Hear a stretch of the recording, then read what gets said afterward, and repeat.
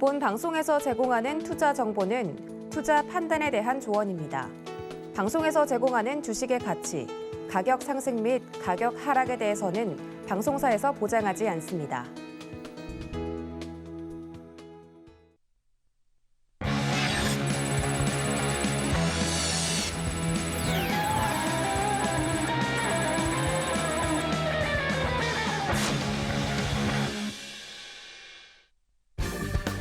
안녕하세요. 커다란 상승 흐름에 올라타는 시간 빅사이클 진행의 손자희입니다.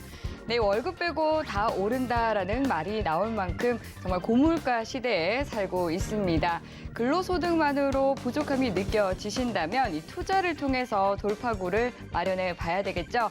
네, 여러분들의 더 밝은 미래에 도움이 되는 정보 오늘도 가득 담아왔으니까요. 1시간 동안 끝까지 함께 하시면서 앞으로 상승할 업종과 종목에 대한 정보까지 모두 챙겨가 보시기 바라겠습니다. 그럼 오늘 함께할 파트너님 바로 소개해 드릴게요. 오늘도 어제에 이어서 임상현 파트너님과 함께합니다. 반갑습니다. 네, 안녕하십니까? 네, 반갑습니다. 먼저 시청자분들께 인사 부탁드릴게요. 네. 자, 오늘 이제 시장은 어제부터 이제 조금씩 이제 견조한 상승들을 보여주고 있는데 이 상승세들이 좀 어떻게 좀 결말이 날 것인가 뭐 이런 부분 하고요. 또 8월에 대한 흐름들을 한번 이제 짚어보도록 하겠습니다. 네, 미국의 이 빅 이벤트를 앞두고 우리 시장 그래도 굉장히 견조한 흐름 보여주고 있습니다.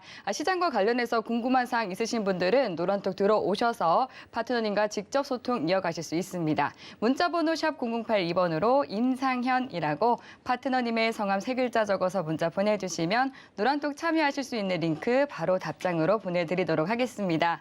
이 하단으로 나가고 있는 QR코드 지금 바로 핸드폰 카메라 켜서 스캔하셔도 노란톡 입장하실 수 있으니까요. 들어오셔서 더 많은 정보 가져가 보시기 바랄게요. 네, 그럼 먼저 오늘의 마감 시황부터 챙겨가 보도록 하겠습니다. 오늘 양시장 미국 뉴욕 증시 혼조세 속에서 빨간불 켜면서 마감했습니다. 먼저 코스피부터 짚어보시죠. 네, 오늘 코스피는 약세로 출발했지만 장중 상승 전환에 성공하면서 2,412선의 거래 마쳤습니다. 코스피의 수급 동향을 체크해보면 기관과 외국인 투자자가 이틀 연속해서 동반 매수하면서 지수를 끌어올렸는데요. 특히 오늘도 기관의 사자세가 강했고 개인은 홀로 물량을 덜어냈습니다. 이어서 코스피의 업종별 움직임도 확인해 보시죠. 건설업종과 섬유의복, 통신업종이 강했던 반면 서비스업과 금융업, 보험업종은 약세를 나타냈습니다. 다음 시총상위 12종목들도 살펴보겠습니다. 대부분 상승 마감했는데요. 미국 반도체 육성 법안 통과 기대감에 더해 바이든 대통령과 최태원 SK그룹 회장이 화상 면담을 진행한다는 소식이 알려지면서 삼성전자와 SK하이닉스 등 반도체 관련주가 빨간불을 켰습니다. 반면 네이버와 카카오는 오늘도 부진했습니다. 이어서 코스닥 지수 확인해 보도록 하겠습니다. 코스닥도 장 마감 전에 반등하면서 소폭 오른 789선에 장을 마쳤는데요. 코스닥 수급 동향을 보면 개인 홀로 물량을 담았고 기관과 외국인이 팔자세에 나섰습니다. 코스닥의 업종별 온도도 체크해 보시죠. 건설업종과 컴퓨터 서비스, IT, 하드웨어 업종이 뜨거웠던 반면 오락문화와 방송 서비스 업종은 부진했습니다. 네, 다음 코스닥 시총상위 12종목들의 움직임도 보겠습니다. 혼조세 보인 가운데 LNF와 카카오게임즈, 알테오젠이 2%대 강세 나타냈는데요. 반면 스튜디오 드래곤과 첨보는 하락 마감했습니다. 마지막으로 환율도 체크해 보시죠. 달러가 주춤하자 원달러 환율은 다시 하락 전환하면서 오늘은 6.1원 내린 1,307원 60전에 문을 닫았습니다. 네, 마감 시황에 대해서 짚어봤는데요. 오늘 시장 파트너님은 어떻게 보셨을지 오늘 리뷰 들어보도록 하겠습니다. 네, 오늘 시장에 대해서 분석 말씀 부탁드릴게요. 예. 자, 오늘 이제 시장 같은 경우는 중요한 빅 이슈가 있거든요. 그래서 FOMC 회의 결과, 그다음에 빅테크에 대한 실적 발표, 이 중요한 부분들이 이번 주에 다 이제 결정이 되기 때문에 굉장히 어떤 큰 분기점이다 이렇게 좀 생각이 듭니다. 만약에 IT 기업이 굉장히 좋은 실적을 많이 보였을 때는 IT 기업뿐만 아니라 이제 반도체 기업에 대한 상승들이 돋보여진다 이렇게 좀 생각이 되고 특히 반도체 관련된 이슈들이 굉장히 큰데 최태원 관련 반도체 부분이 굉장히 큰 이벤트가 있죠. 반도체 산업 지원법이 이제 금주에 이제 통과되는 부분들이 있기 때문에 요거에 대한 어떤 흐름하고 또 미국 기업의 실적 발표하고 상당 부분 연결이 돼 있다 이렇게 좀 생각이 되기 때문에 이 부분들을 한번 좀 참고를 좀 해줄 필요가 있습니다. 다만 큰 어떤 그 국제적인 큰 흐름들은 인플레이션이 여전히 강세를 보이고 있다 이렇게 좀 생각이 됩니다. 러시아 유럽 가스 공급도 다시 한번 중단한 부분도 있고요. 또 하나 그 부분 중국에서 사료 공급 차질 문제 때문에 이제 사료값 급등 부분들도 있고요. 또 펄프값도 마찬가지 국제 펄프값이 급등 여러 가지 어떤 요인 인플레이션의 요인들은 항상 잠복이 되어 있다 이렇게 좀 생각하시면 될 것 같습니다. 그래서 이런 여러 가지 인플레이션 우려에도 불구하고 시장은 견조하게 약간 움직여주고 있다 이렇게 좀 판단이 되고요. 또 가장 중요한 지표라고 볼 수 있는 거는 제가 원달러 환율은 굉장히 중요한 의미를 가지고 있습니다. 원달러 환율이 1,300원이 이탈이 좀 약간 오늘 21선을 약간 이탈할 어떤 말까 하는 어떤 분기점인데 만약에 이탈이 되면서 외국인의 대규모 매수세가 유입이 되면은 상당 부분 추세가 역전이 된다 이렇게 좀 생각이 좀 됩니다. 그런 관점에서 보셔야 되는데 현재 거래소 차트를 잠깐 보면서 전체 요약을 한번 해보도록 하겠습니다. 거래소 차트가 이제 21선에서 이렇게 보시면 알겠지만은 전체적으로 전체 흐름으로 이제 보시면은 전체 흐름으로 보시면은 21선이 이제 우하향 가운데 주가가 계속 저항 조정, 그 다음에 돌파 안착하면서 횡보하면서 서서히 이제 강세로 이제 가고 있기 때문에 나름대로는 그 6월 말 그다음에 7월 초가 거의 쌍바닥에 좀 해당이 좀 됐죠. 그러면서 어떻게 보면 7월 초부터 완만하게 계속해서 올라가고 있다. 그리고 이 상태에서 현재 8월을 맞이하고 있습니다. 결론은 뭐냐면은 7월이 상승의 어떤 시간 사이클이 계속 반복이 되고 여기서 7월 말 8초에서 다시 한번 상승이 된다면은 2달 연속 상승이 된다 하는 점에 좀 해당이 됩니다. 그래서 저는 이 2달 연속 상승이 된다 좀 생각이 되고 또 이런 관점을 보통 어떻게 보냐면은 기술적 반등, 지금까지는 기술적 반등인데 기술적 반등에서 본격 상승으로 가느냐 아니면은 기술적 반등에서 다시 한번 거꾸로 주냐는 중요한 기로점인데 저는 기술적 반등에서 본격 상승으로 가는 어떤 2단 상승이고 그게 7월도 상승이고 8월도 상승이다. 그래서 시간이 바뀌는 길목에서 다시 한번 레벨업이 되는 것들이 대기업 빅테크의 실적 발표하고 같이 연결이 돼 있지 않느냐 이렇게 좀 생각이 됩니다. 그렇게 보면은 이제 삼성전자 차트의 모습하고 SK 하이닉스의 차트 모습 이런 것도 약간 이제 비슷하게 연동이 되기 때문에 한번 잘 지켜보시는 게 중요할 것 같습니다. 네, 오는 28일 새벽 3시에 발표되는 미 연준의 FOMC 금리 결정에 글로벌 증시에 모든 시선이 쏠려 있는 상황입니다. 그럼에도 불구하고 우리 시장 힘을 내주고 있는데요. 임상현 파트너님께서도 앞으로 계속해서 좀 긍정적으로 전망을 해주셨습니다. 그리고 또 전일 강했었던 업종으로 메타버스에 관련한 이야기를 나누면서 상한가에 도달했었던 비덴트 또 흐름을 짚어주셨죠. 오늘도 7%대 상승 마감을 했습니다. 그리고 어제 이 비덴트에 관련한 대응 전략을 세워주셨는데 오늘 굉장히 좀 정확한 시나리오대로 나왔거든요. 앞으로는 어떻게 좀 대응하는 것이 좋을지 짚어주시면 좋을 것 같습니다. 그 비덴트 같은 경우에 이제 어제 이제 유튜브 방에서 어떻게 보면은 상한가인데 어떻게 할까요? 이렇게 긴급 질문이 들어왔습니다. 그렇죠. 시청자분께서 물어봐 주셨죠. 그래서 우리 이제 서울경제에서는 하나의 시청자 의견도 높게 생각해서 긴급하게 제가 의견을 좀 드렸습니다. 어떻게 의견을 드렸냐면은 상한가가 되면은 그 다음날 20%가 되면은 이 부분들은 단기 50% 마디이기 때문에 여기서 매도를 해야 된다 이렇게 말씀을 드렸죠. 다들 이제 기억하고 계실 겁니다. 자 그러면은 이제 비덴트라는 차트를 보면은 실제로 이제 보시면 알겠지만은 어제 상 갔잖아요. 그렇죠? 오늘 몇 퍼센트 올랐냐면 정확하게 23% 정도 올랐습니다. 그렇죠? 그래서 이 고점에서 현재 조정을 보이고 다시 한번 양십자 도정인데 일단은 여기서는 좀 차익실현 매물이 윗꼬리가 너무 많이 달리는 부분도 있기 때문에 약간 숨고르기 조정. 그러니까 윗꼬리가 많이 달리면은 상승해서 일단은 추세가 바뀌었다고 보시면 됩니다. 이게 상승해서 행보냐 하락이냐. 근데 그렇게 해서 일주일 정도는 지켜보셔야 되지 않겠냐 이렇게 좀 생각이 되기 때문에 지금 조금 더 일주일 정도는 좀 지켜봤다가 향후 다시 한번 접근하시는 게 좋을 것 같습니다. 일단 마디 매매한 다음에 일주일을 좀 지켜보시기 바랍니다. 네, 일주일 정도 지켜보면서 대응하는 게 좋겠다라고 또 이 기간까지 꼼꼼하게 분석을 해주셨습니다. 앞으로도 계속해서 좀 자세하게 대응 전략 받아보고 싶으신 분들은요, 노란톡 들어오시면 되겠습니다. 문자번호 샵 0082번으로 파트너님의 성함 3글자 인상현 적어서 보내주시면 저희가 노란톡 참여하실 수 있는 링크 보내드리도록 하겠습니다. 하단으로 나가고 있는 QR코드 스캔하셔도 들어오실 수 있으니까요, 노란톡 들어오셔서 더 많은 이야기 이어가 보시기 바라겠습니다. 네, 그럼 오늘 시장에서 또 선택을 받은 업종은 어떤 업종이었을지 알아보도록 하겠습니다. 화면 통해서 만나보시죠. 네, 오늘 장에서 강했던 업종은 반도체 장비 섹터였습니다. 관련해서 자세한 이야기 파트너님과 함께 나눠보도록 하겠습니다. 네, 오늘 이 반도체 섹터에 좀 수급이 몰리면서 우리 시장 굉장히 좀 견조한 흐름을 보여줬습니다. 이 반도체 섹터로 어떤 이슈가 있어서 좀 강한 흐름 보여줬던 걸까요? 예, 반도체 이제 부분들은 그 삼성 현재 미국 바이든하고 최태원 SK 회장의 내일 화상 면담 네. 이 부분들이 뭐 뉴스에 잘 알려져 있죠.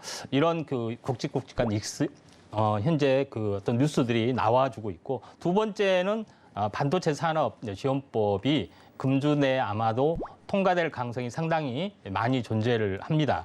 그런 관점에서 반도체주에 대한 수혜가 좀 많이 좀 있기 때문에 먼저 미리서 반도체 장비 업체들이 굉장히 많이 활발하게 약간 움직여주고 있다 이렇게 좀 생각이 되고 또 최근에 이제 삼성전자 3나노 공정이 좀 성공을 했고 또 양산화 과정들이 형성이 되고 있습니다. 그래서 약간의 이제 주도권을 좀 가질 수가 있다 이렇게 좀 생각이 되기 때문에 이런 그 자체 모멘텀도 있고 투자의 어떤 모멘텀도 있기 때문에 상당 부분 긍정적이다 이렇게 좀 생각이 됩니다. 다만 약간 부정적인 부분들은 현재 치포 동맹이라는 어떤 개념이 있죠. 그래서 치포 동맹이라는 개념은 현재 미국을 중심으로 해서 중국을 배제시키면서 이 전체 치포 동맹이 대만, 일본, 한국 이렇게 해서 미국을 중심으로 이렇게 삼각축이 형성이 되면서 치포 동맹이 있는데 만약에 이걸 조금이라도 액션을 좀 강하게 좀 한국이 취한다라든가 이런 게 있을 때는 약간 미중 갈등도 있고 이런 부분이 좀 전개가 되는데 앞으로 어떻게 되면 전개가 될지는 모르겠지만은 약간 미묘한 어떤 그런 살얼음판의 장세가 약간 연출이 좀 될 수도 있다 좀 생각이 되는데 당분간은 반도체 부분들이 갈 거다 좀 생각이 됩니다. 그래서 이런 부분에서 한번 관심 있게 좀 지켜보셔야 되는데 오늘 에이펙트 상한가를 보여주고 있고요. 그다음에 관련된 종목군들이 이제 크게 올랐는데 앞으로 이제 관심주 추가로 이제 관심주를 좀 이렇게 봐야 되지 않느냐 이렇게 좀 생각이 됩니다. 그런 관점에서 이제 보시면은 좀 될 것 같은데요. 제일 이제 중요한 부분들은 제일 먼저 유니셈이라는 종목에 대해서 한번 관심 있게 좀 지켜볼 종목의 이제 빅4에 대해서 잠깐 한번 언급을 좀 드려가겠습니다. 유니셈 같은 경우는 현재 반도체 장비 생산 업체 대표적인 종목이 좀 해당이 되는데 가스 스크러버, 그다음에 칠러 유니트 이런 반도체 전공정에 관련된 그 부분들이죠. 유해가스 제거한다든가 이런 전공정에 대한 어떤 부분의 장비를 만드는 업체인데 이 이제 업체들이 좀 떴다 이렇게 좀 생각이 됩니다. 그래서 지금 이 차트를 이제 보시면 알겠지만은 대바닥에서 한번 대량 거래가 한번 터졌습니다. 그렇죠?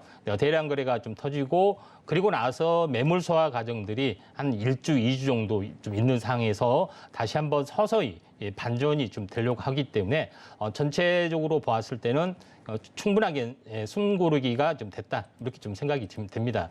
그런 관점에서 이 흐름들을 한번 보셔야 되지 않겠냐 이렇게 좀 생각이 되기 때문에 한번 유니셈 한번 좀 참고를 좀 하시면 된다 이렇게 좀 생각이 되고요. 네. 두 번째 종목으로 한번 좀 살펴봐야 될 부분들이 이제 주성 엔지닝이 있습니다. 이제 주성 엔지닝 부분들은 잘 아실 걸로 좀 생각이 되는데요.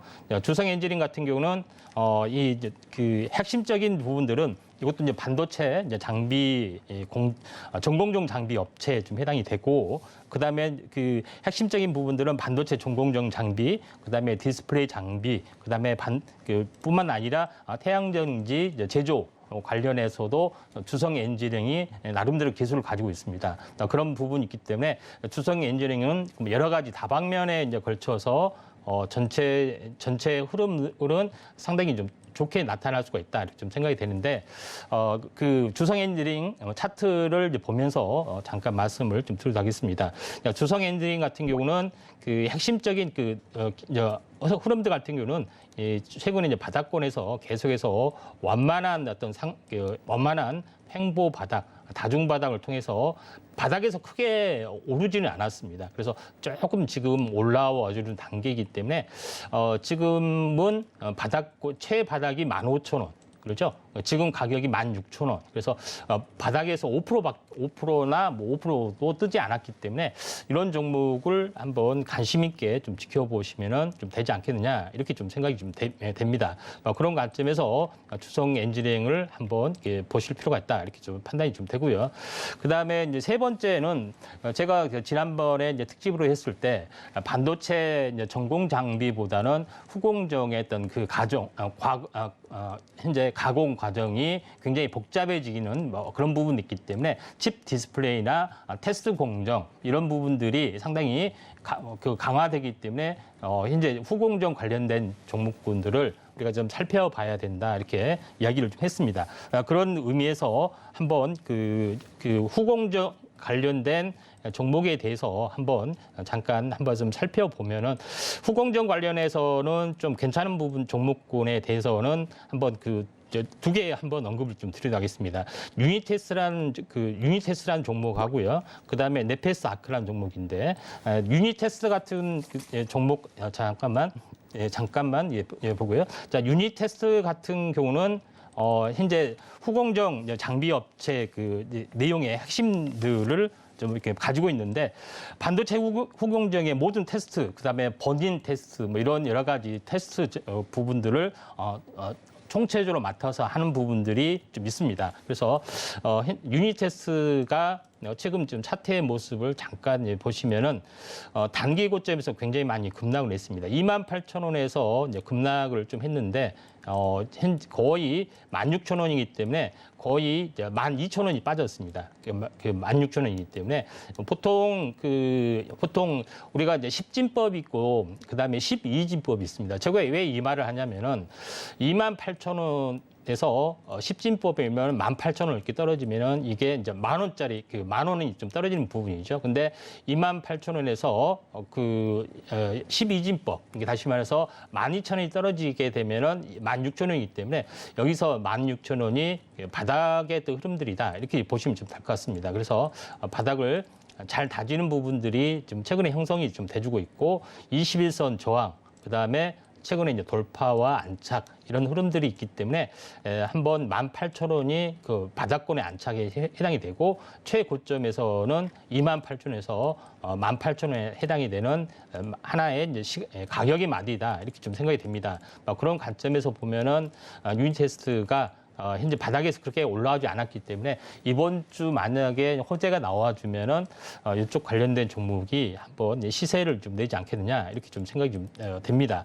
그리고 마지막 한 종목으로 한번 그 네페스 아크라는 종목이 있죠. 네페스 아크라는 종목에 대해서 한번 보도록 하겠습니다. 네, 네페스 아크라는 종목에 대해서도 한번 반도체 테스트 전문 기업이라고 말씀드렸고요. 후공정을 거의 자회사와 함께 턴키 도급을 할 수 있는 유일한 업체라고 말씀을 좀 드렸던 바가 좀 있습니다. 그래서 후공정 관련된 부분에서 우리가 투자에 집중을 하자 이렇게 말씀을 좀 드렸는데, 최근 이제 차트의 내용을 잠깐 한번 살펴보도록 하겠습니다. 최근에 그 전체 어떤 큰 흐름들 같은 경우도 이것도 계속의 지루한 하락을 보이다가 지금 최바닥 26,000원의 최바닥을 보이다가 서서 21선 돌파 완착 이렇게 이제 보여주는 부분들이 좀 해당이 되죠. 그래서 아마도 그 바닥에서는 그렇게 26,000원에서 29,000원이면은 어느 정도는 좀 올라왔지만은 그렇게 많이 올라온 가격은 아닙니다. 보통 22선 돌파 완착들이 이루어지기 때문에 완만한 상승세가 지금 유지가 되고 있습니다. 그래서 현재 그 약간 숨구르기 국면이 내일이라도 전개가 되면은 분할 매수 관점에서 좀 접근할 필요가 있습니다. 그래서 오늘 뭐 네 개의 종목을 한번 정리를 해보면은 유니셈하고 주성 엔지닝 이 부분들은 반도체 전공정 장비 업체다 이렇게 좀 생각이 되고 유니테스트하고 네페스 아크는 반도체 후공정에 관련된 그 내용이기 때문에 될 수 있는 대로 그 마지막에 언급했던 두 종목이죠. 현재 유니테스트, 네페스 아크 반도체 후공정 관련해서 한번 관심 있게 좀 지켜보시기 바랍니다. 네, 반도체 섹터에 여러 호재성 뉴스가 들리면서 훈풍이 불어오고 있습니다. 관련해서 업황과 종목에 대해서 더 자세히 알고 싶으신 분들은 노란톡 들어오시면 또 임상현 파트너님과 함께 더 든든한 대응 전략 세워보실 수 있습니다. 문자번호 샵 0082번으로 임상현이라고 세 글자 적어서 문자 보내주시면 저희가 바로 상세하게 참여할 수 있는 방법 도와드리도록 하겠습니다. 하단으로 나가고 있는 QR코드 스캔하셔도 입장하실 수 있으니까요. 노란톡 들어오셔서 방송 이후에도 계속해서 소통 이어가 보시기 바라겠습니다.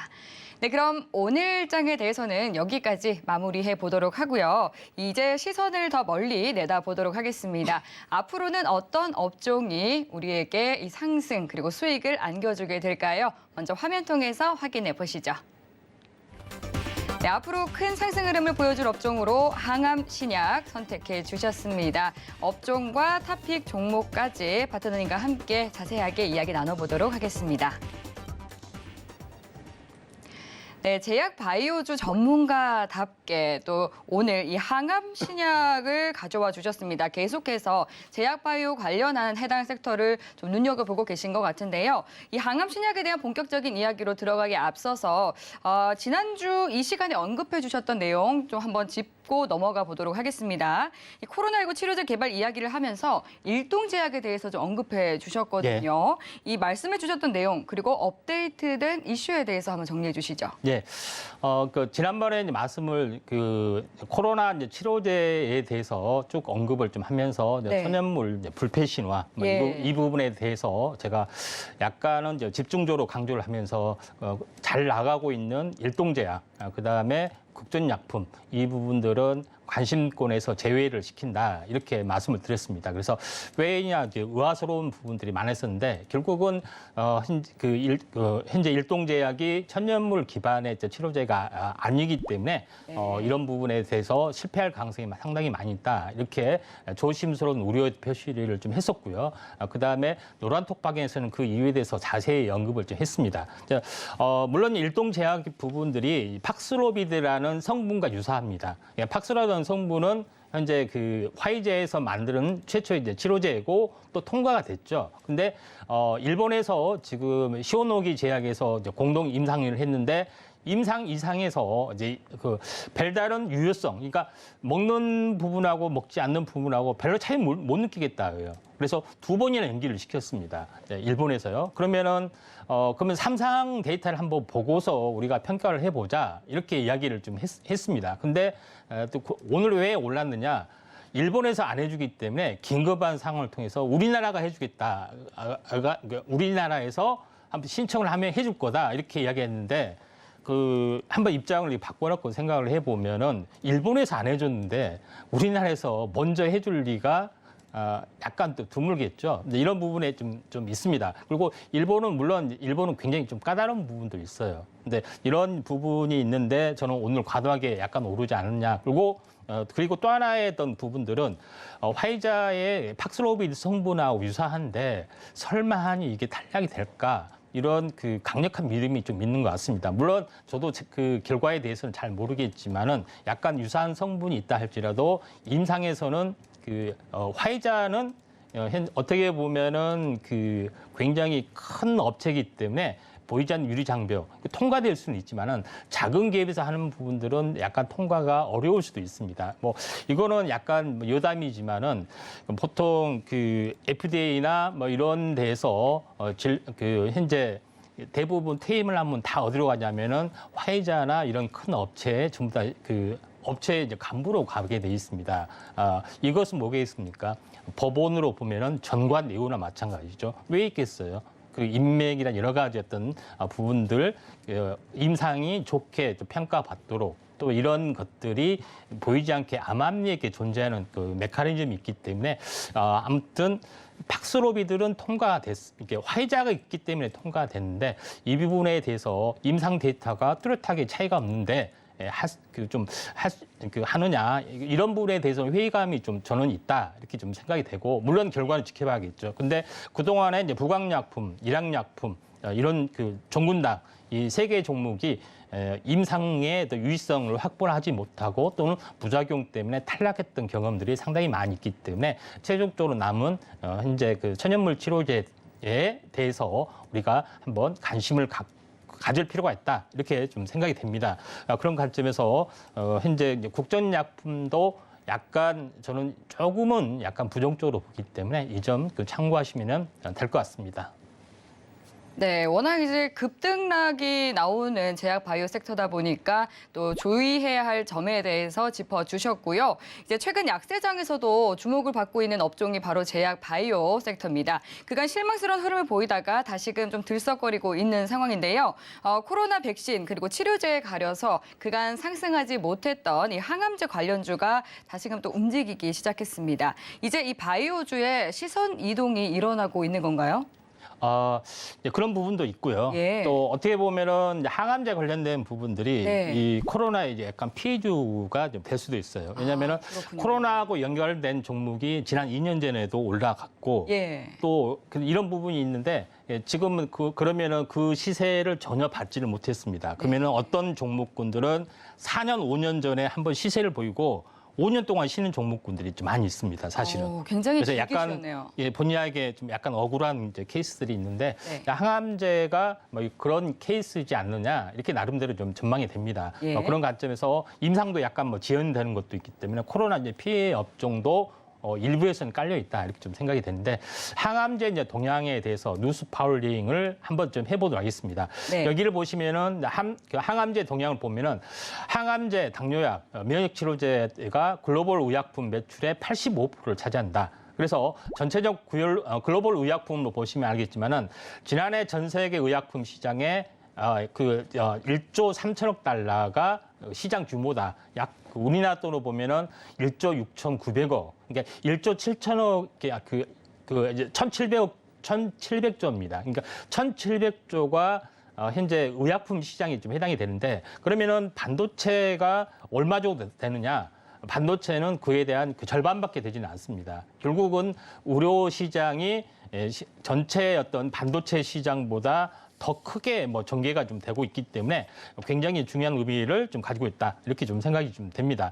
그런 관점에서 그 시장을 바라보시면 좀 될 것 같고요. 그래서 이제 그 한 800조 정도 됩니다. 그러니까 반도체 시장이 800조 정도 되고 현재 그러면은 삼성전자는 얼마 정도 되느냐? 800조 중에서 90조 정도를 매출을 차지하고 있죠. 그래서 10몇 % 정도를 어떻게 보면 차지하고 있는 그런 부분에 해당이 되는데 그중에서 항암제가 이제 차지하는 시장이 워낙 크다 이렇게 좀 생각이 되죠. 그리고 신약 개발 비중도 현재 그 우리나라에서는 국내에서는 굉장히 많은 그 신약 파이프라인이 1,900건 정도가 있는데 그중에서 약 690건 698건, 약 38%. 그러니까 거의 10개 중에 4개는 항암제 쪽에 해당이 됩니다. 국내만 해서도 뭐 그런 부분에 해당이 되기 때문에 코로나 다음이 항암제 쪽으로 시장의 또 흐름들이 약간 이동하는 것도 뭐 이런 현상이지 않느냐 이렇게 좀 생각이 듭니다.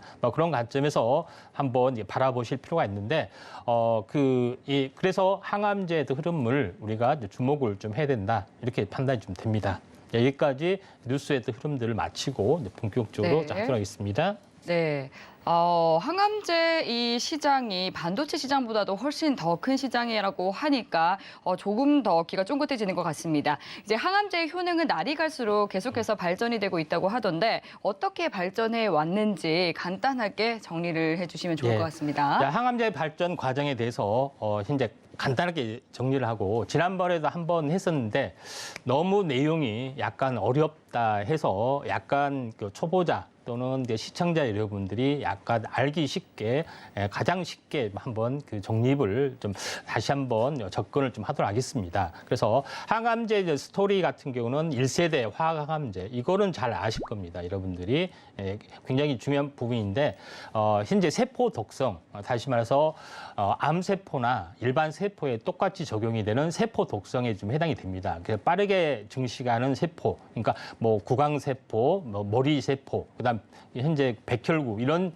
부분하고 같이 작용이 되기 때문에 굉장히 부작용이 심했죠. 이런 부분들에 해당이 되기 때문에 1세대 항암제는 거의 효과를 보지를 못하고 일시적인 효과는 있지만은 완쾌나 이런 것들이 되지 못하고 약간 부작용이 많이 확산이 되는 부분 때문에 2세대 항암제가 그 태동이 됩니다. 2세대 항암제는 뭐냐면은 암에 대한 그 메커니즘, 그 암이 어떻게 생리 어떤 그 활성화를 하느냐 이걸 유심히 연구하다가 그 신호 물질 이런 것들을 가지고 공략을 하기 시작했습니다. 그래서 그렇기 때문에 부작용이 좀 적겠죠. 그래 좀 적은 부분뿐 있지만은 이것도 약품이기 때문에 내성에 대한 문제가 있다. 그래서 계속 먹어줘야 하는데 그날부터 중단하게 되면은 그 뒤로부터는 약효가 안 드는 겁니다. 그런 부분도 있고 또 장기 복용하면은 내성이 있기 때문에 완치를 해야 되는데 장기 복용하고 있고 좀 나아지는데 내성이 있으면 더 이상 안 들으면 어떻게 되겠습니까? 더 악화가 되겠죠. 그래서 2세대 표적 항암제는 효과는 있고 부작용도 적지만은 현재 그렇게 많이 나아지진 않았다. 이게 2세대 표적 항암제에 대한 부분에 어떤 그 단점들이 해당이 되기 때문에 3세대 쪽으로 넘어오게 되죠. 3세대는 면역 항암제 쪽으로. 어떻게 보면은 면역세포, 그러니까 우리 몸에 있는 항체라는 게 있잖아요. 그래서 항원을 죽이는 그 면역세포에 대해서 각종 그 유전자 편집 기술도 넣고 여러 가지 부분들을 해줬더니 이 부분들이 확실하게 그 제어를 하더라. 이런 것들이 있기 때문에 3세대 쪽으로 이제 많이 이제 그 전환이 되는 그런 시점이다. 이렇게 좀 생각이 되는데 3세대도 나름대로 뭐 단점들이 있습니다. 그래서 낮은 반응률, 그다음에 혈액 내 세포에만 피부를 타고 혈액을 타고 돌기 때문에 항체라는 게 인간의 병원을 죽이는 항체라는 게 혈액을 타고 돌기 때문에 혈액세포라는 것 되고 그래서 고형암 같은 경우는 제대로 안 된다든가 이런 단점들이 조금씩 나타나고 있다. 이렇게 간단하게 지금까지의 흐름들을 간단하게 정리를 좀 하도록 하겠습니다. 네, 암이라고 하면 정말 듣기만 해도 덜컥 겁이 나는데 1세대 그리고 2세대, 3세대를 거쳐서 항암제가 발전해 왔다라고 또 명료하게 정리를 해주셨습니다. 그럼 먼저 이제 1세대부터 좀 꼼꼼하게 짚어보도록 할게요. 1세대 항암제의 부작용 그리고 단점이 있었을 것 같은데 이 1세대의 단점은 어떤 것이 있었나요? 예. 이제 시간 관계상 좀 빠르게 이제 진행을 좀 하도록 하겠습니다. 그래서 간단히 보면은 뭐냐면은 이 전체가 이게 암세포라고 왼쪽에 그림이 보면은 암세포라면은 일반 화학 항암제 같은 경우는 세포가 들어오잖아요. 세포 들어온 것 자체부터 이제 차단이 당합니다. 세포 안에 들어와도 또 밖으로 바로 배출 펌프라는 게 있어서 이게 세포 독성이잖아요. 일반 세포는 암처럼 마찬가지입니다. 그러니까 바로 이제 배출을 시켜버립니다. 이런 부분도 있고 또 세포 내에 그 성분이 어떤 그 유전자와 결합했는데 그걸 회피를 한다든가 이런 여러 가지 기능들이 있어서 계속해서 실패를 했던 거고 또 만약에 독성이 많이 들어갔다, 성공을 했다 하더라도 암이 계속해서 좀 약간 현재 느슨해서 죽더라도 강한 것들이 계속해서 살아남아서 혈액을 타고 돌다가 다른 쪽에서 기생을 하게 됩니다. 그러니까 결국은 항암제를 투여했더니 좀 죽고 좀 낮은데 나중에 전신암으로 변이가 됩니다. 그래서 전체적으로 보면은 항암제가 증암제 역할을 하는 것들이 많이 이런 현상들이 일어나기 때문에 예, 결정적인 단점들이 있다 이렇게 좀 생각이 되고 또 항암제에 대한 내성이 처음에는 잘 듣다가 내성으로 되는 또 그런 새로운 암세포가 생기려면 더 이상 듣지를 않죠. 뭐 이런 부분에 해당이 되죠. 그러면 또 다른 항암제를 또 투여합니다. 그러면 더 독한 걸 했는데 거기서도 좀 듣다가 또 독해지죠. 그러면은 점점점 인간의 몸이 거의 망가지면서 거의 그 항암제 암으로 죽는 것이 아니라 항암제 부작용으로 죽는 경우가 상당히 많이 있다. 이게 1세대 한계다 이렇게 보시면 될 것 같습니다. 네. 1세대 이 화학 항암제의 부작용을 개선하기 위해서 나온 이 2세대 표적 항암제 원리 그리고 한계에 대해서도 짚어주시죠. 예. 자, 2세대 표적 항암제 같은 경우는 그 암세포에 대한 생류 활성 물질 네. 이런 것들을 이렇게 해가지고 하는 건데 요거 같은 경우도 왼쪽에서 보면은 각종 그 신호 전달 체계 이런 것들에 대한 어떤 약물 분자 표식 이걸 가지고 이제 제품을 만들었습니다. 막 그런 부분에 해당이 되기 때문에 우리가 알고 있는 글리백 그다음에 아비스탄 이런 그 종목들이 대부분 그 우리가 알고 있는 바이오시밀러, 삼성 바이오로직스나 여기서 만든 것은 대부분 표적 항암제 쪽에 해당이 됩니다. 그래서 대부분 표적 항암제가 거의 시장을 지배를 하고 있고 또 바이오시밀러가 이 대표적으로 표적 항암제를 기반으로 만들어졌다 이렇게 좀 생각이 되고 지금 대세가 이렇게 되고 있습니다. 그리고 앞으로 3세대로 넘어가는 단계에 있습니다. 네, 이제 또 대세는 3세대 면역 항암제가 됐다라고 하던데 이전에 사용했던 항암제들과의 어떤 차이점이 있는 걸까요? 예, 그 3세대 항암제는 간단합니다. 그러니까 그 T세포가 그러니까 네. 우리가 면역세가 그러니까 두 가지가 있어요. 항원은 병원균, 네. 항체는 우리가 지키는 체세포, 네. 그렇죠? 항체, 항원 이 두 가지는 먼저 알아야 됩니다. 그렇죠? 예. 항체가 항원을 잡아 먹어야 되면은 특징적인 것들이 있습니다. 딱 하나만 이렇게 알면 돼요. 네. 굉장히 어려운 건데 쉬운 겁니다. 뭐냐면은 그 항체 여기를 보시면은 PD1이라는 돌기가 있어요. 그렇죠? PD1이라는 돌기가 있고 항원에 대한 부분이 같이 악수하듯이 만나는 것이 PD-L1이 있습니다. 이렇게 만나게 되면은 암세포로 인식을 못 합니다. 그렇죠? 약간 그렇기 때문에 이걸 못 만나게 하는 것이 PD1하고 이렇게 왼쪽에 보시면 알겠지만 빨간색으로 이게 물질을 막아두면은 못 만나게 되겠죠.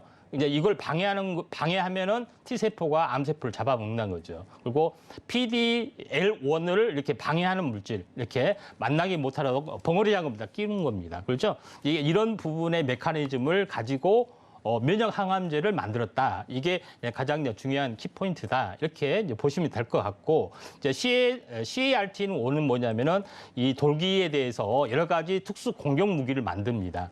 그런 부분이 이제 CAR-T 기술이다. 이렇게 간단히 요약을 좀 해볼 수가 있다. 이렇게 좀 생각이 되고, 또 여기서 보시면은 우리가 알고 있는 부분들. 그래서 신문지상이나 이런 데서 PD1을 하고 있다. 또는 PD-L1을 기반으로 하고 있다. 이런 거에 대해서 키트루다, 옵티보 이런 임핀지 이런 것들이 나와주면은 아하 항체 PD1 돌기 이걸 벙어리 장갑 끼우는구나. 그리고 항원에서 PD-L1에 대한 그 벙어리 장갑을 끼우는 것을 기반으로 하고 있구나. 이것만 딱 아시면 돼요. 딱 이해하셨죠? 그런 부분에 해당이 되는데 3세대 의약품에 대한 부분들이 앞으로 표적 항암제에서 넘어오기 때문에 3세대 면역 항암제가 꽉 잡고 있습니다. 그 시장을. 파이프라인도 꽉 잡고 있고 또 이걸 하기 위해서는 모든 항암제 업체들이 병역요법을 하고 있어요. 이것하고 같이 하고 있기 때문에 그 단독으로 항암제 파이프라인을 뚫기는 하늘의 거의 별따기다 이렇게 좀 생각이 되기 때문에 글로벌 빅파마들이 항암제 시장을 다 잡고 있다. 결국 하려면은 이런 대형 업체하고 우리 같이 이제 항암제 합시다. 이렇게 공용을 합시다. 병역요법 합시다. 하는 것들이 거의 대부분이다. 이렇게 보시면 되기 때문에 막강한 시장은 거의 해외의 빅파마들이 다 차지하고 있다. 이렇게 보시면 될 것 같습니다. 네, 글로벌 빅파마 업체들이 이 지금 면역 항암제를 다 잡고 있다라고 말씀을 해주셨는데, 그렇다면 국내에서 이 항암 신약 물질을 주도적으로 개발을 하고 있는 기업은 어떤 기업이 예. 있을까요? 예, 시간 관계상 굉장히 빨리를 해야 되는데 마음은 급한데 참 그렇습니다. 자, 지난번에 HLB를 한번 했죠. HLB 같은 경우는 표적 항암제입니다. 표적 항암제를 2세대의 표적 항암제라 말씀드렸죠. 그 암에 대한 메커니즘 신호 물질을 만들어서 요것이 리보세라믹입니다. 근데 왜 HLB가 대단한 거냐면은 이것을 만들고 단독으로 임상, 지금 위에 보시면 알겠지만 단독의 임상, 위암 3상을 다 통과돼서 시판을 했습니다. 그렇죠? 근데 이 약물 가지고 이게 모든 암에 듣기 때문에 간암에도 해야 되고 뭐 폐암에도 해야 되고 모든 암에다 다 적용을 시켜가지고 통과가 되면은 이거는 모든 만병통치약이 되는 겁니다. 근데 다 이렇게 모든 것을 다 파이프라인 할 수가 없는데 두 번째로 이제 간암 가지고 공동 연구를 해서 임상 3상까지 거의 통과가 되려는 그런 부분에 좀 해당이 되죠. 그렇기 때문에 매출이 계속해서 늘어나는 부분들도 있다 이렇게 좀 생각이 되기 때문에 그 시장을 굉장히 잠식하는 부분인데 항암제 성분을 임상 끝까지 가고 시판이 돼서 일부는 굉장히 잘 팔리고 있고 그 두 번째 파이프라인이 돼서 팔리기 전에 있고 많은 파이프라인들이 밑에 보시면 많이 있기 때문에 그 성장성들이 굉장히 높다 이렇게 좀 생각이 되기 때문에 HLB를 기대하는 어떤 흐름들이 상당히 많은 것 같습니다.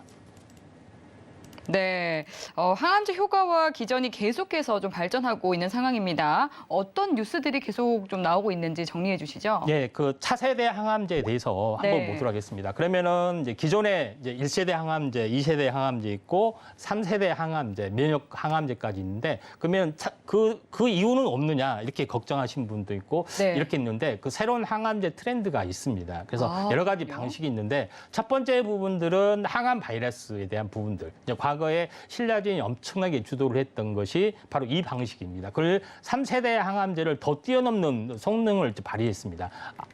그 바이러스가 현재 어떻게 보면은 암세포를 죽인다는 기전이죠. 뭐 그런 것 때문에 좀 있는데 아직까지 계속해서 연구를 하고 있는 그 현재 어떻게 보면은 그 키투르라든가 면역 항암제 있죠. 면역 항암제하고 이제 공동 연구를 좀 하고 있다 이렇게 좀 생각이 되고 면역 항암제도 혈액 내에 뭐 이런 것밖에 안 된다고 말씀드렸잖아요. 이제 고형암 같은 경우는 굉장히 효과가 떨어지는 부분에 해당이 됩니다. 그다음에 제일 주목하는 부분들은 현재 어떻게 보면 세 번째인데 마이크로바이옴 뭐 이런 개념, 그러니까 유산균을 이용한 개념, 천연물을 이용한 개념도 있고 또 오늘 하게 된 주제하고도 현재 일치하는 건데 요걸 보시면 알겠지만은 암세포만을 공격하는 유도 미사일 ADC 시대가 온다 이렇게 이야기했죠.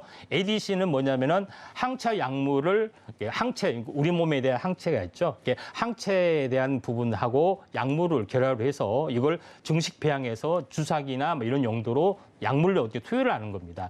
그런 부분에 해당이 되기 때문에 이렇게 대한 부분도 있기 때문에 앞으로 향후 트렌드 자체, 그다음에 지금 지배를 하고 있는 업체 대부분이 ADC, 그러니까 항체 약물, 결합 물질 이런 부분들이 굉장히 어떤 주요한 각광을 받고 있다. 이렇게 좀 정리하면 될 것 같습니다.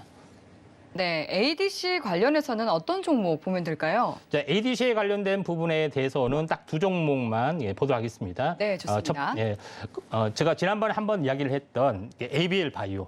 네. ABL 바이오의 부분들을 있는데 제가 보통 이 항체에는 돌기가 있다고 말씀드렸잖아요. 근데 예. 간단한 이야기해서 복잡한 생각 안 되고 이 항체가 이 돌기가 있는데 이게 수상 돌기죠. 이게 일단은 이게 항체의 기능이고 여기다가 태그처럼 옷에 뭐 이렇게 가격표 태그처럼 여기다 약물을 매다는 겁니다. 그렇죠? 약물을 매달아서 하는 것인데 현재 ABL 바이오 같은 경우는 그랩바디 B, 그랩바디 T, 그다음에 그랩바디 I 이렇게 좀 있고 그랩바디 B는 뇌세포로 가는 어떤 그 기전이죠. 그래서 어떤 업체에서 우리 약물을 가지고 뇌 어떤 현재 어떤 치매 약을 만들고 싶다. 그래? 그럼 우리가 장착을 해줄게. 그래가지고 그걸 장착을 해서 기술을 받고 그래 5천억 줘.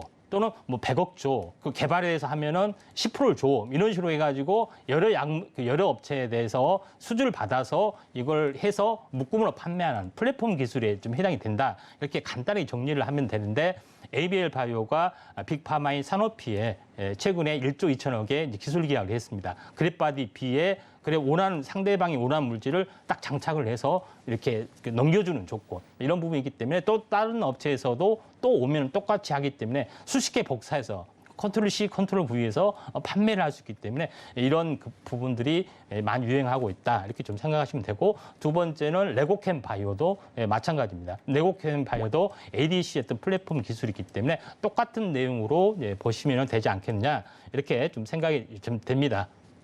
자, 계속해서 보면은, 그 다음에 뭐냐면은, 그러면은 항체가 그 암세포를 공략을 한다고 했잖아요. 거기다 약물을 딱 섞어서 이렇게 공략해서 치료제로 만듭니다. 근데 세포에 내에 들어갈 수 있는 것은 유일하게 뭐가 유리하냐면 항체도 좀 들어가지만은 유일하게 들어갈 수 있는 것은 영양분에 대한 겁니다. 영양분. 단백질이라든가 지질이라든가 이런 것들이 있는데, 지질 같은 경우는 뭐 실질적으로 어떤 거냐면은 지질로 된 LNP 기술을 가지고 그 현재 그 백신 같은 경우는 LNP 기술, 지질에다가 염색체 부분들을 감싸서 이렇게 투여하는 것이 mRNA 백신입니다. 그렇죠?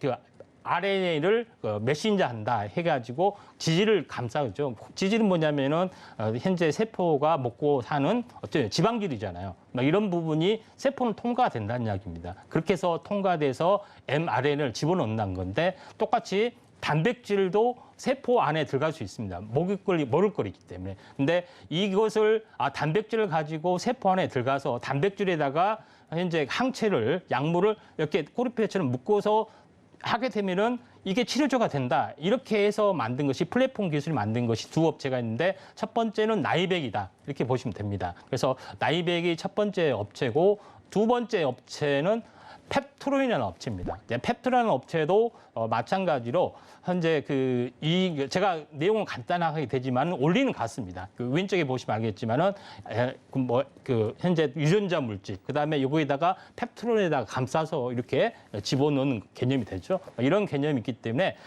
저는 앞으로 그 레고캠 바이오하고 ABL 바이오 이 두 개는 항체에다가 그 약물을 결합해서 굉장히 높은 기술력을 발휘했는데, 앞으로는 두 개의 업체를 보면은 나이백하고 펩트로, 그러니까 단백질을 가지고 약물 항체를 결합해서 만든 것이 지금 기술이 상용화되기 때문에 당장은 아니지만 이게 굉장히 많이 뜰 수가 있다. 그래서 나이백, 펩트록이 앞으로 차세대 기술의 대세가 될 수 있다. 이렇게 좀 생각이 됩니다.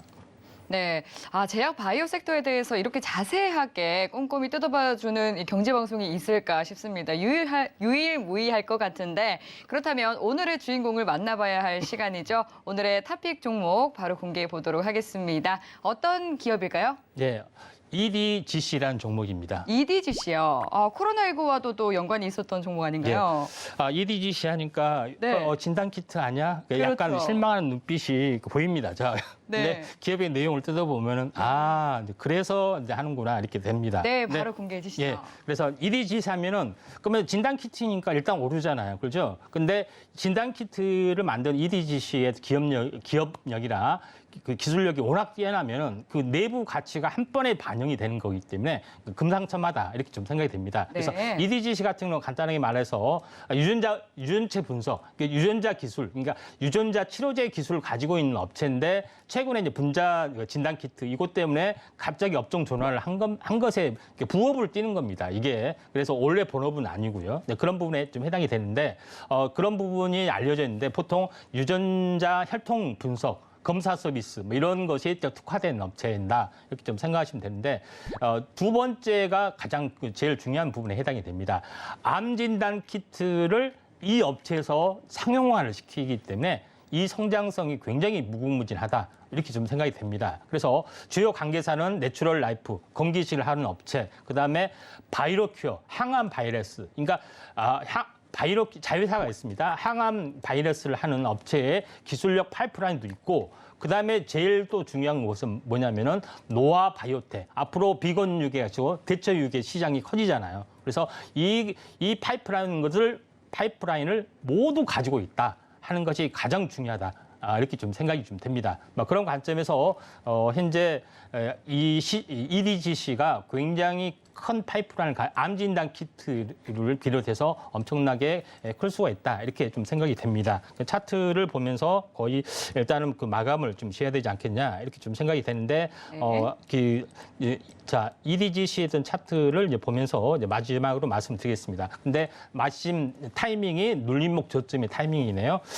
그 차트의 이제 내용을 보시면은 전체 큰 흐름으로 보시면은 지금 상승 이 저점에서 보면은 상승을 하다가 20에서 한번 튀었죠. 그리고 조정을 보였습니다. 그러니까 2단 상승, 1단 조정을 보였기 때문에 지금 가격은 한 그 22선 지금 현재 가격 매수 가격에서 현재 하시면 될 것 같습니다. 3,300원 이하 매수가가 될 수 있다 이렇게 좀 생각이 되고 추세 이탈은 약 3,000원 정도가 되면은 약간 현재 매도 쪽으로 이제 바라보시면 되지 않겠냐 이렇게 좀 생각이 되고 일단 목표가는 잠정적으로는 한 4,500원 잡는데 제 생각에는 3,200원인데 여기서 한번 따블을 좀 욕심이 있다면은 바라볼 수 있는 종목이다 이렇게 좀 생각이 좀 됩니다. 그런 관점에서 시간 관계상 제가 짧게 이야기를 했지만은 EDGC의 핵심은 현재 현재 암 진단 키트 부분 이런 부분하고 바이러큐어 항암 바이러스 부분, 차세대 항암제 기술 이런 부분까지 완벽하게 갖춰주고 있다. 이게 핵심입니다. 네, 이렇게 또 오늘 항암 신약 섹터의 탑픽 종목까지 만나봤습니다. 네, 노란톡 들어오셔서 이렇게 시장과 종목들 잘 선별해 주시는 임상현 파트너님과 함께 방송 이후에도 또 든든한 투자 솔루션 세워보시기 바라겠습니다. 샵 0082번으로 임상현이라고 적어서 문자 보내주시면 되겠습니다.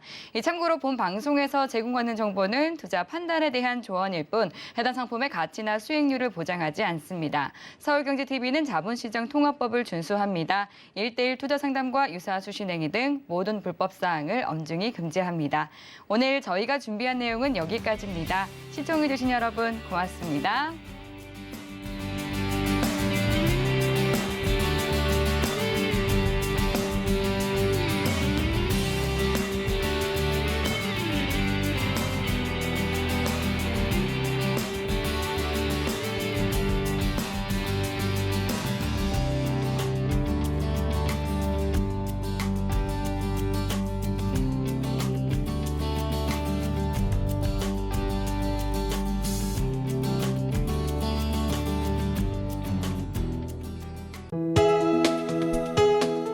본 방송에서 제공하는 투자 정보는 투자 판단에 대한 조언입니다. 방송에서 제공하는 주식의 가치, 가격 상승 및 가격 하락에 대해서는 방송사에서 보장하지 않습니다.